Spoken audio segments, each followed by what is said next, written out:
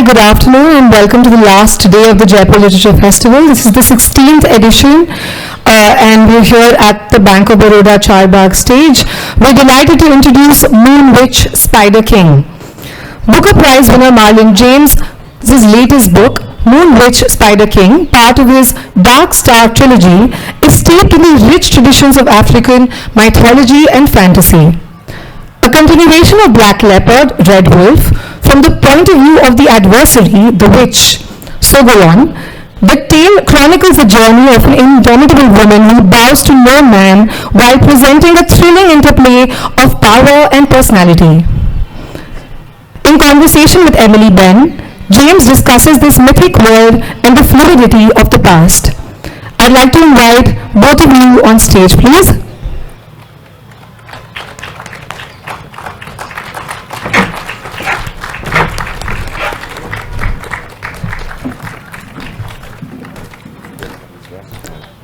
Marlon James's first novel in his series, Black Leopard, Red Wolf, was a finalist for the 2019 National Book Award.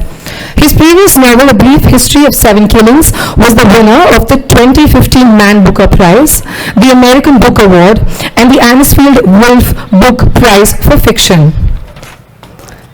Emily Ben is a politician, commentator, and social activist based in London. She is an elected member of the City of London Council, representing Brett Street Ward, and has twice stood for Parliament, becoming the UK's youngest ever parliamentary candidate in the process. Over to you, Emily. Hope you guys have a great session. Thank you. Thank you so much. And the other thing to add is I'm a huge Marlon James fan. That should really be in my biography. So it's a great personal and professional thrill. Well, thank you. To be up here to discuss Moon Witch Spider King. I know that some of you in the audience would have read it and the other in the trilogy. Some may not have. And I say the word the other in the trilogy rather than the first in the trilogy because one of the first things I want to get you to talk about is that this book, you don't have to read this in order. And Right. there's a very deliberate reason as to why. I mean, there are lots of reasons. I knew I wasn't going to write a trilogy where it was a part one, part two, part three. One of the things I like about a lot of the African stories, folk tales that I read, is that you'll hear four versions of the same story. And the characters change, and the hero in story one is the villain in story two. And the whole idea of who's telling the truth is, in a lot of ways, a very Western thing. You know, in Western society, you have the authentic version or the director's cut, and all these things where there's this need to establish this is the truth, this is the definitive version. And a lot of these ancient stories, there is no such thing. It's truth is what you thought it was or what you decided it to be. And I knew when I was writing these three novels, writing the third one, that at no point was I going to tell the reader who to believe. When I wrote the first one, I believed Chaka. When I wrote this, I believed Sogolon. Sogolon is the main character in this part of the series, and an incredible, a strong woman. She's called Witch. That's not something that she actively says she is. I want to talk about her in more detail a bit later in the session, but just on this aspect of truth, do you know who you believe, or who do you believe as you go along? Does it changes as you were writing the books? It changes. I mean, when I wrote the first novel, I believed the narrator, and he was the hero of Black Leopard, Red Wolf. He's kind of the villain of this story. Yeah, he comes across very differently. Yeah, he's so in the Moon Witch, I believed her, and whoever narrates the third one, I'll believe them as well. I think I believe them for as long as they're telling the story. But there's not going to be like a book 4 that goes, what really happened was. Yeah, because I'd quite like to know. So the reader is going to have to choose. As the reader, it puts you in a sometimes unsatisfying position. Yeah, I like that. What's really interesting is talking to readers who read this book first. Yeah. Because they have a very different idea of the world than people who read Black Leopard first. Yeah.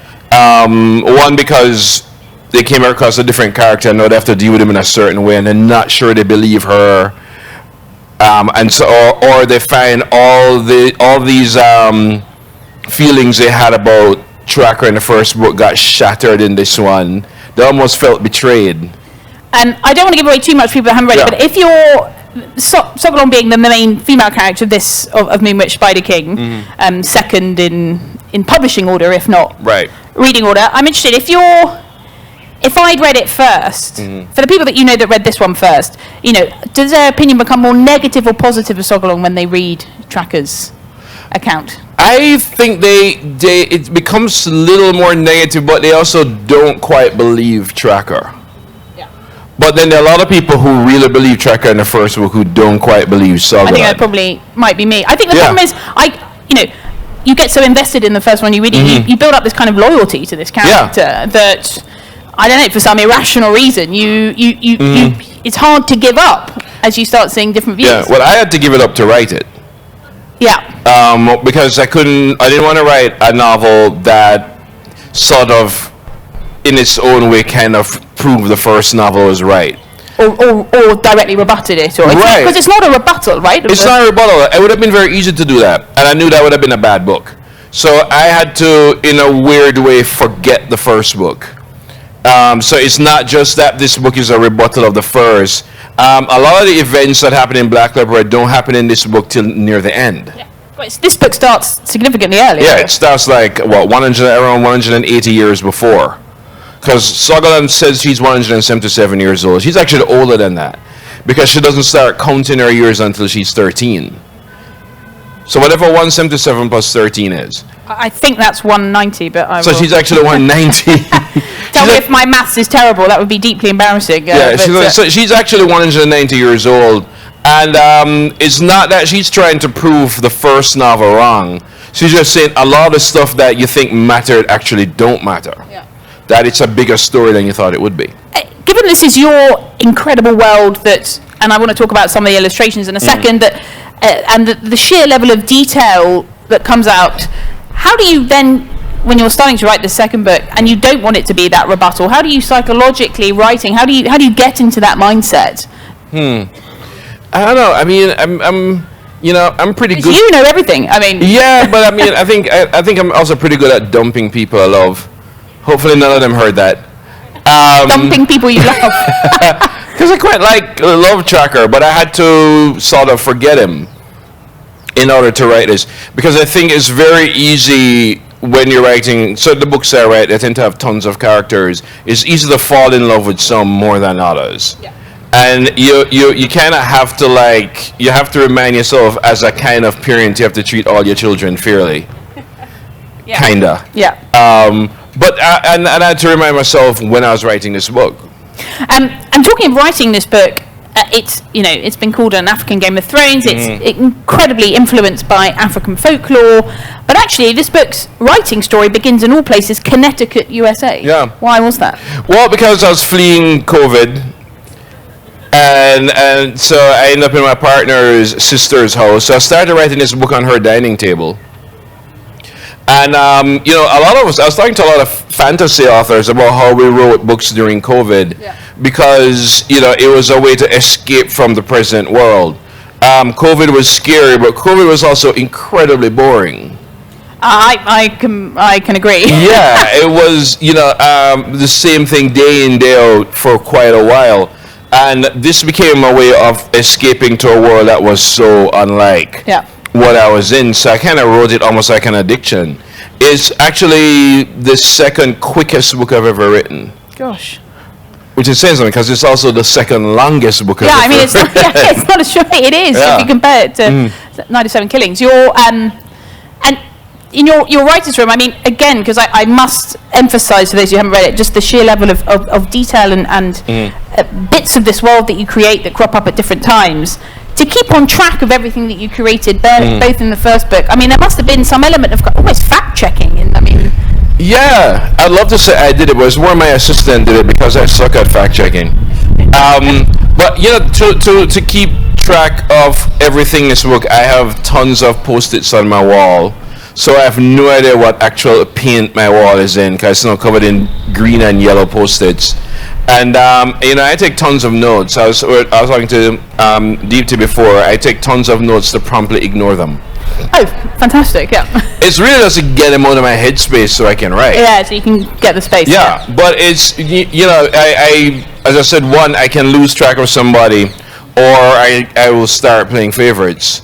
So I have to keep everybody on the wall, like they have their own column, and remember this person did this, or this person is here, or that person did that. Just so I can sort of keep track of everybody. Yeah, because knowing how devoted some of your fans are, I'm sure that right now there are Marlon James fans going through both books to say, well... Oh, God, yeah. Somebody on Reddit goes, you forgot a character on page 210, and he comes back on page 700 and... but... I mean, that's part of it, too. I mean, when you're writing, fantasy or anything speculative, you do get a different kind of fan, I think. I just wanted to ask about the different type of fans that this epic trilogy compared to your previous books. They must, and I'm sure they make themselves known to you. Well, I hide from them, so I don't know. Right. Well, that's the way of avoiding them. Yeah. The other thing I wanted to ask about that Connecticut is, and I know you've talked about this before, but I found it fascinating because I could then see the echoes in the book. That you had, for example, Wolf Hall, Hilary Mantel's book on your desk as you was writing this, and there really are, you really see those echoes of a woman in a constant danger, but in a royal court, of a I want to paraphrase, evil chancellor, but you see the kind of king's chancellor. I can really see those connections. Yeah, I'm always amazed when people say they don't read when they're writing because they don't want to be influenced by any other book. I'm like, I can only hope. I flipping love being influenced by what I'm writing. Usually when I'm writing a book, I'm reading like 30 books. But Wolf Hall, Hilary Mantel's novel, which I think is a perfect novel, so one of my was sitting on my desk. Wolf Hall and Beloved by Toni Morrison. Yes. So both of them were sitting on it. And yeah, a lot of Moonwitch Spider King is about intrigue and backstabbing at a royal house, a royal palace, and she ends up being sort of adjacent to all of that, and she sees just how vile and dangerous being around courts, being around royal houses, and the backstabbing and skullduggery and all of that, and she certainly developed a skepticism about royalty. I'm British, so I also have a skepticism about royalty. I'm from a former British colony, so I have a little bit more than skepticism towards royalty. And I believe you were actually in Jamaica when a certain royal visit happened that caused all sorts of terrible headlines. William came. So William came, and so both William and Harry have been to Jamaica. Yes. One was beloved, the other wasn't. Yeah. And it wasn't William. I think it's just I'm sure he's a perfectly nice person. He just seems so dull, like he's dull on purpose. I don't think I'm allowed to possibly comment on that, but people have their views. Actually, technically, as part of the Commonwealth, I'm committing treason too. So. Well, I want both of us to very happily, safely get back to our respective countries. Especially, I have to say, no one will be surprised. Talking about the royal family right now in Britain is I just can't. I can't. But it's. But it made me laugh when you were talking about it. But you've talked about Sogolon, so I have more questions about her. She kind of the epitome of the hashtag she persisted. I mean, she's an incredibly forceful, strong character, and I'm really intrigued as to the. It's Moonwitch is on the title, but that's deliberately something she never calls herself. Right. Yeah, it's a label that's put on her, and it's not the first label she gets. When Sogolon literally has no name when she's growing up. Yeah. She takes the name Sogolon because she heard that her mother's name was Sogolon, but she's considered so worthless they don't even bother to name her. And they throughout her life, labels are continuing to put on her and roles, some of which she likes, some of which she don't, but the thing they have in common is that there's stuff imposed. Sogolon doesn't need a name because she's never calling herself. Yeah.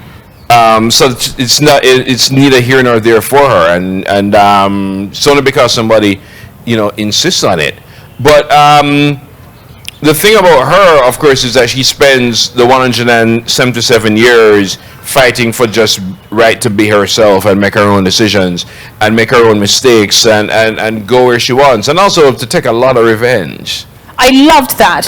As someone that always bears grudges and is always on the hunt out for revenge, I really associated with her. I was shocked to know I keep grudges. Oh, but you learned this in the process. I know. Somebody asked me, what's your oldest grudge? And I'm like, I go, oh my God, when I was 9. And I still hate her. And I thought Marlon was like, I thought Marlon was in his late 30s, apparently, or just a little bit older than that. So it's a relatively long time that grudge has been held. Yeah, because I'm 52? I don't believe that, but apparently that's true. That's a pretty long grudge. It's a very, what, dare I ask? She told all the kids on the playground not to play with me because I was poor. Oh, well, I'm now. I mean, that's terrible. I think I'm allowed to hate this person forever. Well, I'm now instinctively also bearing a grudge for the rest of my life on this person. So, but I loved it. But it goes against the kind of idea that especially women should forgive and forget. I mean, she won't. No, and I think one of the things that I had to remind myself every time I'm writing this book, that even though I'm writing in English, it's not an English book, and it's not a Western book. And a lot of things that we value, she wouldn't have it as a value. I think, for example, we have forgiveness as a value, and it's great, it's a noble value, I'm not knocking it, but she wouldn't have it. No. Yeah. It's just not a part of the worldview. Vengeance is an equalizer in her world. And I think it's a very Western thing to say, but you feel all hollow inside. She's like, no, I'm not. I'm good. Get me that vengeance. Yeah. No, I'm with her. Near the end, she actually, this is not spoiling, but near the end, she actually has a kill list. Yeah, I mean, I don't know if I'd personally go that far, but I have a sort of mental list of people. But it was liberating, that element of the story and character. Well, it was liberating to write her because when I write, I mean, most of my novels, all but one is written in first person. I did want to ask about that. And a lot of it is just simply me. I call myself a journalist for imagined people. That I just sort of get out of the way and let them do what they want to do. And I think, when you do that, characters do things you don't count on. Characters surprise and characters disappoint. And they, for better and worse, actually become people who just don't take shit from you. And that's at the point where I'm like, you know what? I'm just going to get out of the way and leave you to your book. Let these people do their thing. And leave her book to herself. And the first person, I mean, it's a personal preference. I mean, writing in the third person clearly is not your preference. Interested as to your feelings as to why that is. I think I do like the intimacy of first person. I also like the limitations of first person, and also voice is very important to me. Yeah. And it's always been in everything I've written. There's some, like almost all the novels I've written, there's some sort of Greek chorus, for example. Yeah. Even Brief History, which is, I guess, the closest I come to a sort of a straight-up realistic novel. Yeah. The 5 sections are anchored by a ghost. And that ghost still functions as a kind of Greek chorus. Yeah. Going back to the point on African folklore, and I'm just, not to keep going on about the witch element, but this is, of course, still a live issue in some. We were talking about it yesterday. It was worth talking about. Yeah, because Sogolon never calls herself a witch. They call her that. And near the beginning of the book, there's actually a witch hunt. There's an actual persecution of women, and who are considered to be witches, and then a lot of people get into the act. Husbands who are tired of their old wives and want a new one, they scream, "Oh, the person is a witch!" And easiest way to immediately persecute. Which, by the way, is still happening. Yeah, that's what I wanted to get your. There are shelters on the continent for women who have been banished, lives threatened, because they're called witches. So it's still, it's not just an African thing. We've been doing it for centuries. Yeah, all over the place. I mean, we've been burning doctors for centuries now, calling them witches. It's always been, it's almost history's oldest anti-woman act. Among the couple of 100,000 of them, they're sort of calling somebody a witch as a way to eliminate them. Totally. I want to make sure I have enough time for people's many questions, and but just this is a topic that I know you've talked about before. Obviously, people cliched will compare immediately this Tolkien, Lord of the Rings, The Hobbit, and I've heard you talk about the concept of diversity in fantasy. This is a book and a series, obviously very much based on the traditions of African folklore, but the kind of classic fantasy that I personally would have grown up, reading. It's a very white world, to the extent that people are totally, utterly outraged to have, for example, a black hobbit or an Asian hobbit, as if these were like real people that we all knew. How dare you? How dare you criticize it? It's a phenomena. Yeah, I mean, in America, there's a firestorm now because there's a black girl playing Little Mermaid. And you have to go. You know mermaids aren't real, right? I had the same argument about The Hobbit when the movie was coming out, and I'm like, oh God, here we go again with this all-white cast. And I said, if there was an Asian Hobbit, nobody would have cared. And the person I was talking to started to talk about how it's about British folklore and British mythology, which is actually not true. And all these things, and it's European. And I said, hobbits aren't real, right? And you really can do whatever you want with them. But it's the thing about fantasy is that racists have been trying to gatekeep it for years. It's not just a new thing that's on Reddit and the internet. There are lots of German publishers who really refuse or wouldn't publish The Hobbit until Tolkien made a statement saying it's anti-Jew and that it's celebrating the white race. And he sent back a letter. It was like, my one regret is that I'm not a part of that distinguished race, which of course scared the crap out of everybody. I was like, I thought this was our white power book. But the thing is, there's no, as a fantasy fan, there's no running away from that. A lot of fantasy is basically a story of Europe with witches in it. Yeah, exactly. And a lot of the tropes are sometimes biblical. We still have the magic child who shall lead them. Yeah. Kind of thing. Or we have the apprentice and student. We have the journey. And a lot of these are in my books, sometimes to poke fun at them, but sometimes to show the futility of it. Yeah. It's somebody thought I was trolling when I started my first book with the first line is "the child is dead." It's like, just in case you thought there would be a quest, kid's dead. Sorry, in case you didn't know. It's tricky, especially when you are not a white person writing fantasy. How do you find that when people are trying to review your book, whether they understand that? What you've just, so carefully, and the lens in which they do it, because, that's an interesting question, actually, how it's reviewed. Well, I mean, the interesting about reviews, is particularly some of the British reviews I read. And one of the things about British reviewers that I find really interesting is how unsophisticated they are. Apologies on behalf of my... No, I always find it interesting. I was like, I'm in Europe, and I'm like, oh my God, your backwardness is so refreshing. Because I was in a way talking to Deep Tea about this on Saturday. Yeah. When they talk about how the book is discursive, and I said, if you've read African folk tales or Indian folk tales or Mexican folk tales, I will have a story about the hero and interrupt. We're going to talk about the weather for 2 minutes, and then we're going to talk about how bad prices are for Aki. Then we're going to go back to the story. And that's how these stories happen. I remember reading Vikram Chandra's book, Red Earth and Pouring Rain, which is literally about characters doing something so they can tell a story about characters doing something who can tell a story about characters doing something who can tell a story. And that kind of storytelling is not Western, because we don't need it. It's interesting how we still, in a way, think there's something primitive about oral storytelling. There are things that people who couldn't read and listen had to have a sophistication that we don't have. Yeah. If I'm part of an oral tradition I'm used to juggling 7 stories at once, and all I have is my ears. Whereas if I'm reading a book, I can barely read 2 books.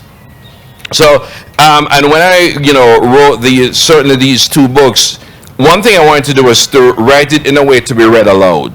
Yes.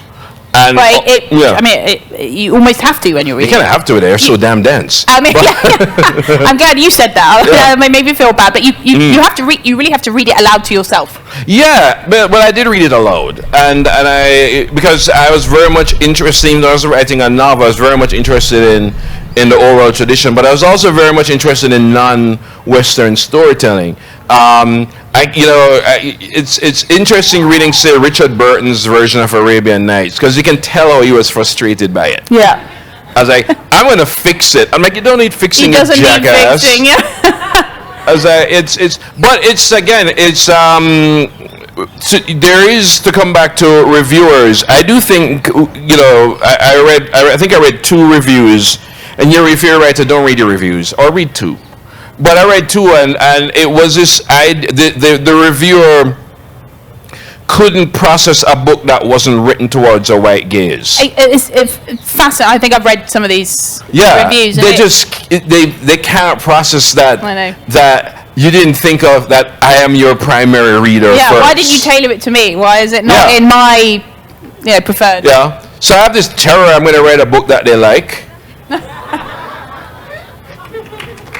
Because if I ever write a book and finally he has discovered, I'm probably going to disavow that book. Something's gone clearly very wrong. Yeah, it's like I remember when James Wood, who I actually do respect a lot as a reviewer, but he reviewed Zadie Smith's first novel, White Teeth, which is a fantastic novel, and he called it hysterical realism. I mean, let's park the sexism of using hysteria with a woman. We're going to park that over here. That jumped at me, yep. But it's a ridiculously sexist thing to say. But also, it's this idea that it's too much. Yeah. And I'm like, too much real, I'm like, everything is too much. I use too much spice. I cook too much food. I have too much family. There's too much noise in my house. With too much rhythm, that's the whole point. Yeah, your house sounds a lot of fun, actually, after that. I wouldn't go that far. With all the post-it notes that I can't see the walls. We're looking at the time, I only have a couple more questions before opening it up. Where this world go next? Where this world goes next? Because it's so immersive, this experience. When you get the book, you'll know that the first few pages are the maps. They're interestingly, you're the illustrator of these. I drew them, yeah. Because you were originally a trained illustrator. I was an illustrator and graphic design in another life. I even designed some book covers. No, you can't pay me to go back to it. I wasn't going to offer, but I know. Turns out Photoshop has changed in the past 20 years. Who knew? I had no idea Adobe had any updates. But, the maps, the thing about when you're writing fantasy and historical, which is the other genre I write the most, and this is that both, it's very easy to sound like a tourist in your own book. Yeah. And even though the story may be strange to me, it's not strange to the characters in it. Yeah. So I had to get to know the world. So it's sort of like, I wrote like 4 or 5 pages and realized I don't know where the hell I am. So I had to draw this sort of really rudimentary map. Then after a while, the map started to influence the stories. So I think Edith Wharton said about setting, that setting is a definer and a confiner. And so if I knew the street heads north, I can't write that they went west to see the sunset. No, exactly, yeah. Because the street goes north and so on. So it was actually kind of liberating because it felt like I was in a real world. It is a real world, and when you read it, you interact with it, you see it physically, but it feels like a world designed for people to interact with as, visually. I mean, I can see it as the epic TV show. I can see it as the video game. That you want to live inside it. Yeah. I mean, is this stuff happening? TV-wise, I hope I get a video game because I love to make a lot of money. So, the thing about video games though is in a lot of ways that nonlinear storytelling is something again that it doesn't surprise me that Caribbean kids or Indian kids excel at video games, because we excel at nonlinear storytelling and choosing our own adventure and figuring stuff out. It's because I almost want to choose my own where to go in it that. So I have kind of mixed feelings about it. I mean, I'm totally supporting, and we're actually developing a TV show based on this soon. But before Lord of the Rings, if there were 10 million readers, there were 10 million Frodo Baggins. Yeah. Thanks to the movie, there's not only one. Yeah. Yeah, because most people are going to think of Elijah Wood, even when they're reading. So it's kind of a toss-up, I think. Look, we've only got now wildly 15 minutes left, so I really want to try and get to some of your questions. So if please put up your hand. Can I go to the woman in the front row? Forgive me, that was me not giving my colleagues enough time to get the microphones over. Bad, not reading prep. Forgive me, but it's rapidly on its way. I can see it coming. There's a woman in the front row, if you don't mind, with the microphone. We're slightly. They will give me very strict time, and I know loads of people are watching. Hello. Hi. Okay, so we're seeing this incredible influx of voices in Afro-Surrealism coming up, and not just in writing, but across mediums and art forms. How do you personally assimilate your identity, your experience, your setting, and still have some sort of universal relatability in your narrative? So the universality and so on is really interesting, because I think sometimes we have this idea that the way to make a story appealing is to make it general, or to make it even vague. And I run into this with my students when they write these things. And I say, no, that's not. The thing we all have in common is that our experiences are particular, and our experiences are real. You may not understand what it is to, you may not understand what it's like. Thank you. You may not understand what it's like to lose somebody on some imagined African plain, but you probably know grief, and you know surprise, and you know wonder, and you know happiness. And I think that's what makes these stories universal, that they're real and they're felt. So I think that's one thing that's important. In terms of, one of the things I find recently, this is a sideways answer, is that there are a lot of people, particularly people of color, writing sci-fi and fantasy. And in the early 20th century, right up to the 50s, a lot of fantasy came about because people are trying to process World War I. And they're trying to, until World War I, there's never been atrocity in such a global scale. And we are, one of the things about us as people is that whenever we have the really big questions, we run back to our myths to answer them, which could also include religion. We run back, because the thing that I've always loved about fantasy and sci-fi is that it's the only genres that ask the big questions. And I think that's why we run back to it. Whereas people, we run back to our myths, because in a lot of ways our mythologies have understood us better than anything else has. And I think one of the reasons why so many writers, certainly for me, when I went back to it, was to answer questions. One of the things that I found writing this book, which I wasn't looking for, was the whole idea of queerness. I didn't go looking for it. But in going back to some of the research and seeing, women with wives and people with 13 genders, and realizing that calling one person them is not something that college campuses in America invented. And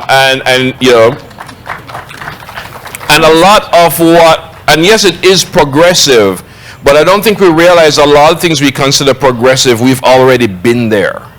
And if you don't know, check the myths, and you'll see it. And I think in some ways that's what I was doing, kind of just responding to the mythologies I was reading. Because a lot of there's kind of non-binary element to a lot of the characters in the book that when you read it, we'll see. Next question. There's a gentleman there in the kind of cream hoodie. That's you, yes. The microphone's just arriving. Hi. When a fantasy writer is in the middle of writing fantasy, at what risk is he or she of getting dysfunctional in the so-called real world, or at least detached from a bored from the real world? You get very detached, and it is very dangerous, because I'm like, why can't my superpowers cook this dinner? And why can't I just fly away, and why are there no dragons? And but it gets even worse, well, I mean, more complicated because of COVID, and because I literally couldn't go anywhere. It was very easy to escape, and for me, it does become kind of a drug. Which is weird, because a lot of really horrible stuff happened in my books. But it's actually become easier. I actually find it harder for me when I'm writing historical fiction to disengage. Because that leaves me in some ways, especially where I'm still feeling stuff that as a people we've already processed, or we think we've processed. But yeah, but the other thing I find sometimes is that it does give me a certain clarity to see the world that we're in now.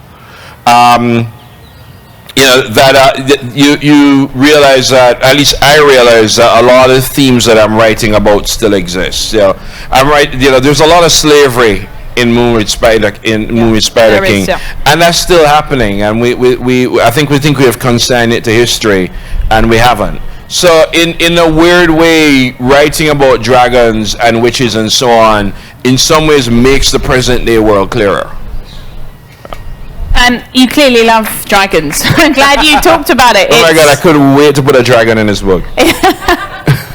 Where does that come from? Well, the older you go with reading stories, and I've read stories now older than Gilgamesh, is that the more you start to see certain things, that you really start to think there is something to the idea that we all came from the same place. Yeah. We all have a flood myth. Great flood, yeah. Yeah. We all have dragons. Almost every culture. We all have shapeshifters. We all have. We've always had non-binary and multigender people, and and we've all had great voyages, and that's what happened. Just the further back you go with the stories. So I'm like, yeah, hell yeah, I'm going to put dragons. So in a lot of African folklore, dragons are called Ninkinanka. Yeah. And even though they live in rivers, they still breathe fire. So yeah, I had to put them in. Yeah. Can I have the woman on the front row, please? Thank you very much. And then afterwards, the woman in the blue at the back. Thanks. Thank you so much for the conversation. I have two questions. The first one is for you as a writer, because I think you've spoken a few times about how when you create these characters, sometimes they run away from you. And in your conversation with Deepti Kapoor, you also spoke about how sometimes you just have to kind of let your editor deal with it. So I was wondering, given that Jake Morrissey, your editor, is white, and you've also referenced the white gaze in talking about your writing process, how do you manage kind of disagreements that you might have with Jake, given sort of his white gaze? The second question is about you as a reader, because I think that's one of the most interesting things about your podcast is we get to engage with you and how you read, and you've clearly been able to sort of deviate from how we've been taught literature in a very kind of colonial way, institutionally, and develop your own sort of taste. And what kind of advice can you give for all of us to become better and more critical readers within the canon? And is it necessary to read the canon still to develop your own taste in literature? The first answer I'd say, well, Jake is actually a very open-minded editor. In a lot of ways, I am harsher than Jake. He's edited most of my books by now, and I think he's certainly smart enough to know that he's not reading the book to find himself, and he's not reading it for easy answers. Because, almost every writer of color, certainly every writer here knows how to write a quote-unquote critically acclaimed book. We'll just have, a pleasant, dignified Indian woman who just, has dignity and modesty through her endless suffering. And it will be and they'll say, oh, it's so lush and I'm touched. In Jamaica, when we say something is touched, we say it's the first day of being spoiled. So I've never liked the word touched. So yeah, and you know, I have a very smooth relationship with Jake, and he's also, again, very, very widely read. And the very best editors don't try to write the book for you. And that's always, it's always a warning sign when your editor wants to write your book. That's not what they're there for. Jake will tell me something is wrong, but he's never going to tell me how to fix it. And sometimes I'll go, God damn it, just tell me how to fix it. And he'll just go, you didn't get it. No, this isn't it. No, this isn't it. That's still not it. Until I go, yeah, I think this can work. And that's the relationship we have. In terms of reading, I'm a big believer people should read the canon. I just don't think they should canonize them. You know, one of the things I like about Jane Eyre is picking the ridiculous parts in it. You know, one of the, Jane Eyre is an interesting book because Jane Eyre ends up wandering off into the moors, kind of. She's lost, she's destitute, she doesn't know where she is, she wakes up in some bush, then she finds a house, and she goes to the house, and oh my God, it's her cousin. It's like, that's not how the world works. But what would she know? She grew up in a house where she only knew 4 humans her entire life. I think one of the things about the canon and about how we read literature is that we still rank books. And we still rank genres. People still think if you're going to read a crime book, you're taking a dip down. And you know, it's funny because both Hemingway and Faulkner stole from Dashiell Hammett. And one of the reasons why they could is because they know nobody's going to think Dashiell Hammett is in their league. I'm not knocking them. I steal from people all the time. But it means maybe you should read Dashiell Hammett. One thing I've always told people is read who your heroes read. And you'd be surprised. You know, Toni Morrison is pretty much the goddess of my life. But Toni Morrison made me read Bessie Head. And Toni Morrison made me read Chinua Achebe. You know, one of the reasons why I don't have literary snobbery is, you know, when I grew up, the problem, literary snobbery is cool if you can afford it. Some of us have to buy the cheap paperback in the pharmacy, and sometimes it's a Mills and Boone, which I've read. Yeah. People didn't believe me when I said how much I love Jackie Collins. I was like, I remember when I read Hollywood Wives, the first novel I read right in one sitting. And I read it when I was 13. And I remember when I finished reading that book, I went, I'm an adult now. Because of the stuff I was learning. Meaning that I've read tons of bad books. But I've learned from nearly every genre I've read. And I think even when I was in my lit class and we had a very colonial approach to literature, I just always suspected there was more here. And there is stuff you can get from anything. And I've been around long enough to find some of these books that the establishment would never have read back then. When I was a kid, the idea that Rebecca would be taught would have been ludicrous. And everybody like, it's a masterpiece. It's actually not. But that we're reading wider, and I think to be as omnivorous and as sort of, God, I'm trying to find that word where when people say you have loose morals. It starts with a C. Loose? I mean, I can't remember. But anyway, be loose with how you read books. Well, I'm glad you said you like that, Jackie. I mean, because I can admit that I read the Shopaholic books and love them, and it's not something I could ever really admit publicly, but I've just done it now, so it's too late. The lady with her hand up behind. There we are. Thank you. We've only got a couple of minutes left, so. Hi. So there's something very interesting that you said in the middle about how when you're actually writing, you're reading about 30 books.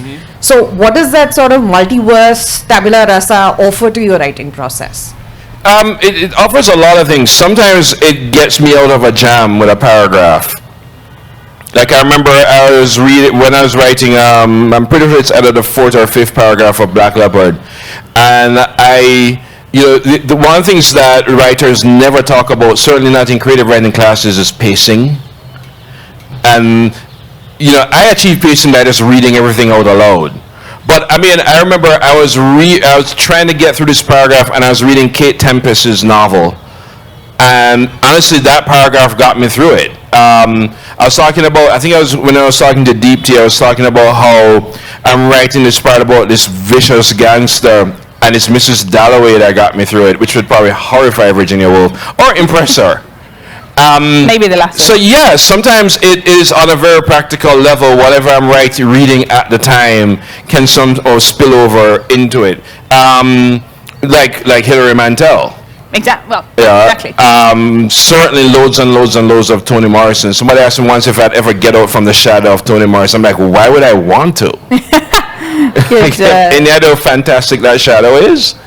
But yeah, it's you know, Cormac McCarthy says books come out of books, which I believe. You know, there's something very anemic about the writer who doesn't read. And you know, I teach kids, so I come across that a lot.